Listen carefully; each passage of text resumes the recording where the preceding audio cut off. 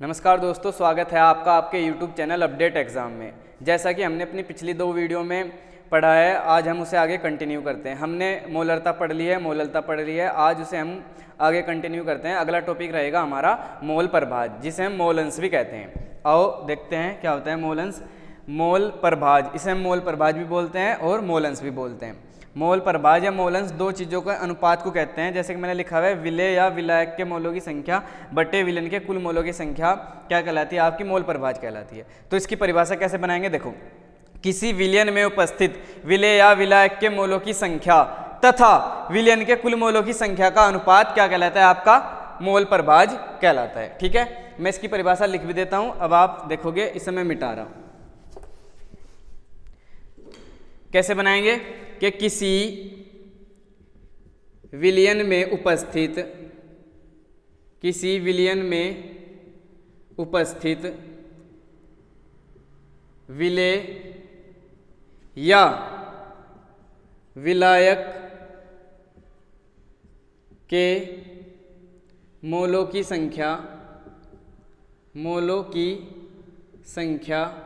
के मोलों की संख्या तथा विलयन के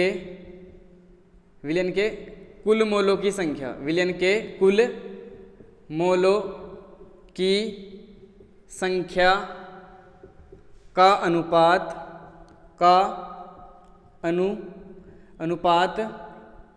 मोल प्रभाज कहलाता है।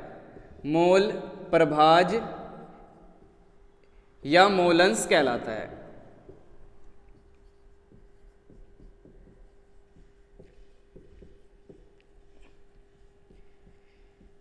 ठीक है बच्चों, देखो मैं दोबारा रिपीट कर रहा कि किसी विलयन में उपस्थित विलेय या विलायक के मोलों की संख्या तथा विलयन के कुल मोलों की संख्या का अनुपात ही मोल प्रभाज या मोलंस कहलाता है। ठीक है, अब हम इसका फॉर्मूला बनाते हैं। आप एक बार इसे देख लेंगे अच्छे से और नोट भी कर लेंगे। ठीक है, मैं मिटाने जा रहा हूं अब इसको। तो अब हमने बीच में लगा रखा विलेय या विलायक के मोलों की संख्या। तो विलेय का मोल प्रभाज हम अलग निकालते हैं, विलायक का मोल प्रभाज हम अलग निकालते हैं। तो जैसे ही हम हेडिंग डालेंगे विलेय का मोल प्रभाज, क्या हेडिंग डालेंगे? विलेय का मोल प्रभाज, विलेय का मोल प्रभाज। तो इसमें क्या आ जाएगा? ऊपर विलेय के मोलों की संख्या आ जाएगी बटे विलयन के मोलों की संख्या आ जाएगी। तो वही परिभाषा बन जाएगी सेम। कैसे? देखो कि किसी विलयन में उपस्थित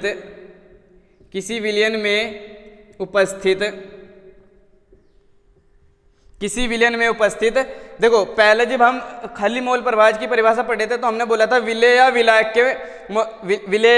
के मोलों की संख्या। मगर जब हम विलेय का मोल प्रभाज पढ़े ना, तो सिर्फ हम वर्ड लेंगे विलेय के मोलों की संख्या, और जब हम विलायक का मोल प्रभाज पढ़ेंगे तो ऊपर हम लेंगे क्या? विलायक के मोलों की संख्या। तो हम विलेय का मोल प्रभाज पढ़े तो क्या लिखेंगे फिर?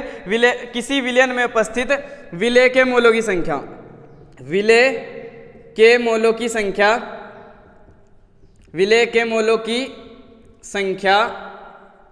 तथा विलायक के मोलों की संख्या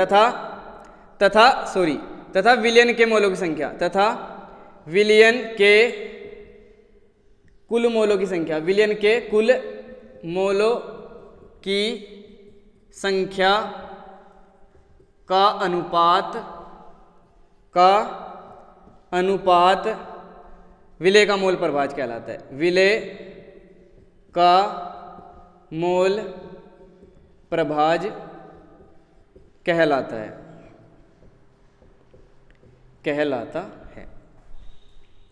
ठीक है बच्चों, क्या बोलेंगे? किसी विलयन में उपस्थित विलेय के मोलों की संख्या तथा विलयन के कुल मोलों की संख्या का अनुपात विलेय का मोल प्रभाज कहलाता है। अब हम इसका फॉर्मूला बनाएंगे। देखो मैं मिटा रहा है इसे, आप बाद में पॉज करके देख लेना। ठीक है,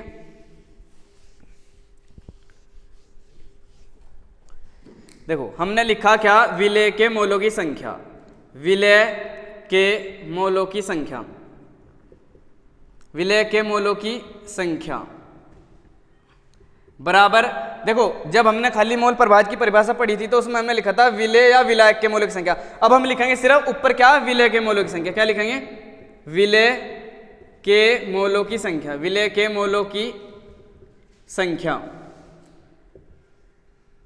बटे विलयन के कुल मोलों की संख्या बटे विलयन के कुल मोलों की संख्या।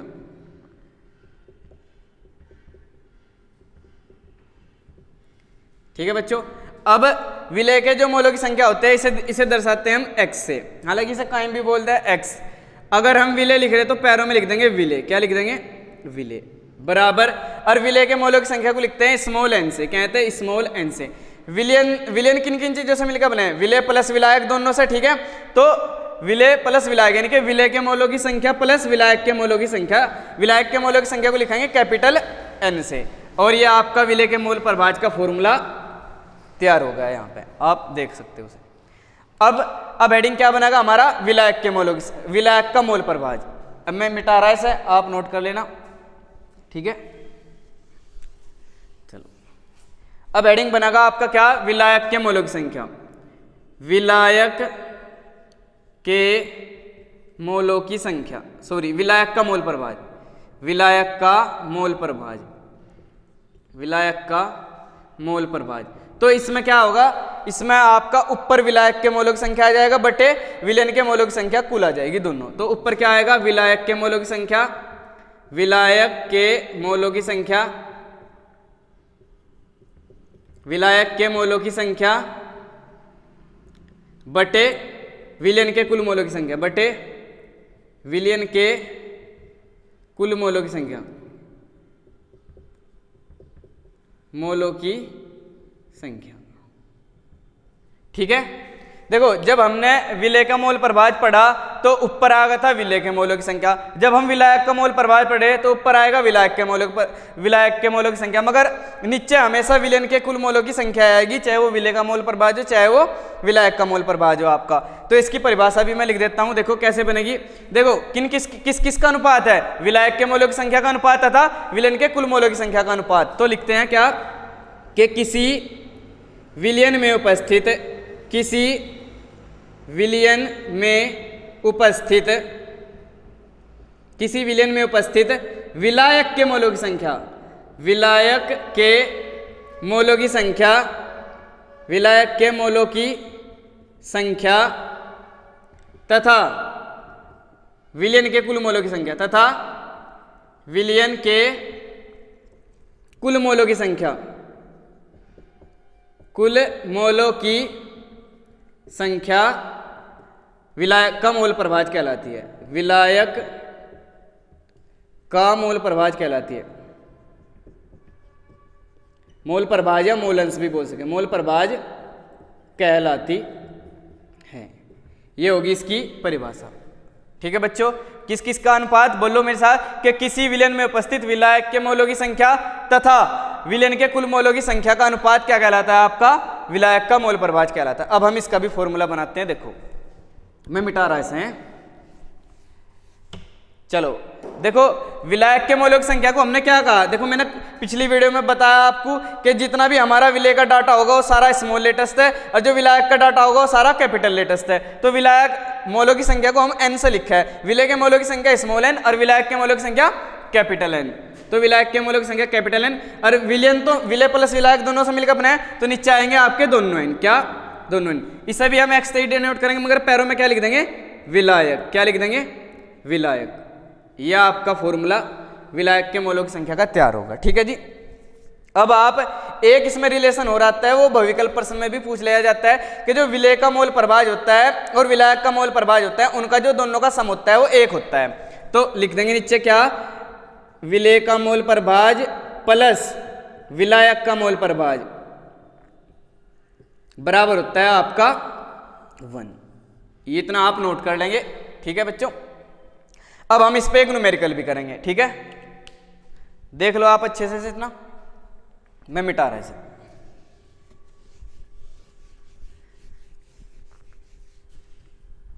चलो देखो न्यूमेरिकल है आपका 6% यूरिया का 6% यूरिया का 6% यूरिया के 6% यूरिया के जलीय विलयन 6% यूरिया के जलीय विलयन में यूरिया तथा जल का मोल प्रभाज ज्ञात कीजिए। यूरिया तथा जल का मोल प्रभाज ज्ञात कीजिए। मोल प्रभाज ज्ञात कीजिए, यह आपका न्यूमेरिकल है। ठीक है जी, कि 6% यूरिया के जलीय विलयन में यूरिया तथा जल का मोल प्रभाज ज्ञात कीजिए। तो मैंने पिछली वीडियो में बताया था आपको, जो परसेंट में वैल्यू देगा आपको, जितने भी परसेंट देगा, तो मैंने क्या कहा था आपको, देखो हमें दोनों का मोल प्रभाव निकालना। ठीक है, दोनों का मोल प्रभाव निकालना। तो ऐसे एक लाइन खींच लो आप बीच में, एक तरफ लिखो यूरिया और एक तरफ लिखो आप जल। क्या लिखो? जल। ठीक है बच्चों, अब मैंने आपको एक बात कही, जल हमेशा क्या होगा? आपका विलायक का काम करेगा। क्या काम करेगा? जल आपका हमेशा विलायक ही होगा। तो जल के ब्रैकेट में क्या लिख देंगे हम? विलायक। ये क्या है? आपका विलायक है। क्या है? और यूरिया क्या है? आपका विलय है। यूरिया क्या है? आपका विलय है। इतनी बात समझ में आ आपकी।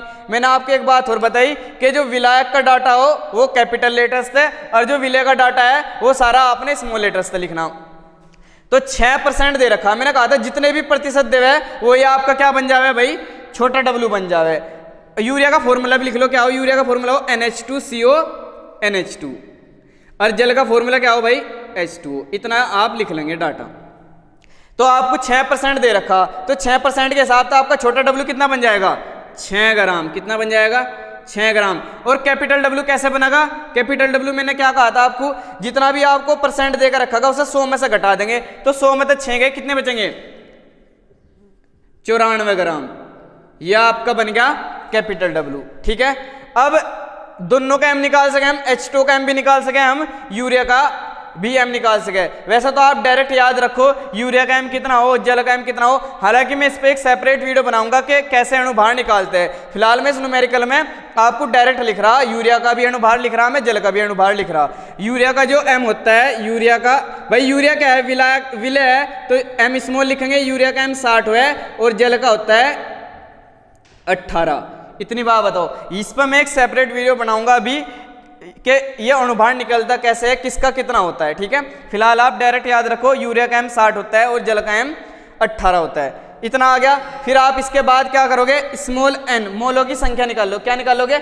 मोलों की संख्या। स्मॉल n बराबर क्या लिखवाया था भाई पिछली वीडियो में? छोटा W बटे छोटा m। और कैपिटल N कैसे निकलेगा? विलायक के मोलों की संख्या कैसे निकलेगी? इसे बोल लेंगे विलय के मोलों की संख्या, इसे बोल लेंगे विलायक के मोलों की संख्या। तो विलायक के मोलों की संख्या क्या हो जाएगी आपकी? कैपिटल W बटे कैपिटल M।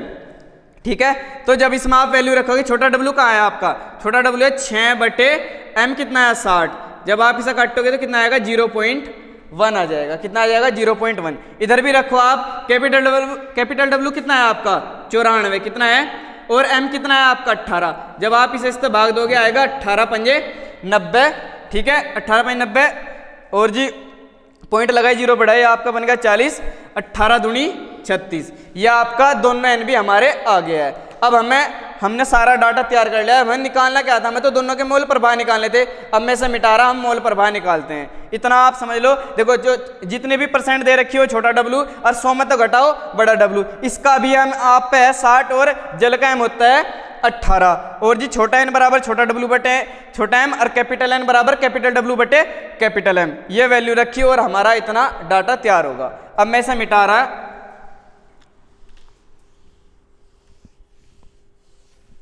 देखो, हमें क्या निकालना है? मोल प्रभाज।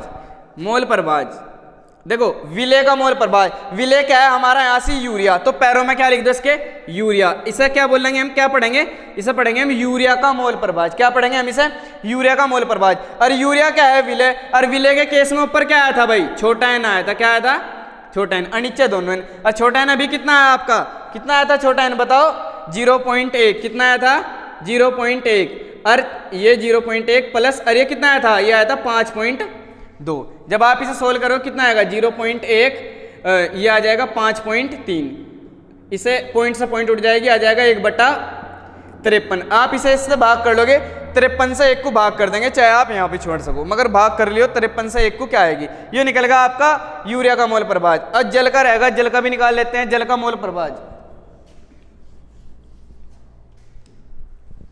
अब पैरों में लिख देंगे जल। क्या लिख देंगे? जल, या H2O भी लिख सके। और जल क्या हुआ है? विलायक। और विलायक के केस में ऊपर क्या आना था भाई? Capital N। क्या आना था? कैपिटल एन और नीचे दोनों एन। कैपिटल एन कितना आया था अभी 5.2 और छोटा एन 0.1 प्लस 5.2। जब आप इसे जोड़ोगे कितना आएगा 5.3। ये पॉइंट से पॉइंट उड़ जाएगा, कितना आ जाएगा 52/53। आप इसे भी भाग दे दोगे, जो आंसर आएगा वही आएगा। ये हमारा मोल प्रभाज का टॉपिक यहीं खत्म होता है। अब मुलाकात होगी आपसे अगली वीडियो में। चैनल को सब्सक्राइब करें, लाइक करें। Thank you.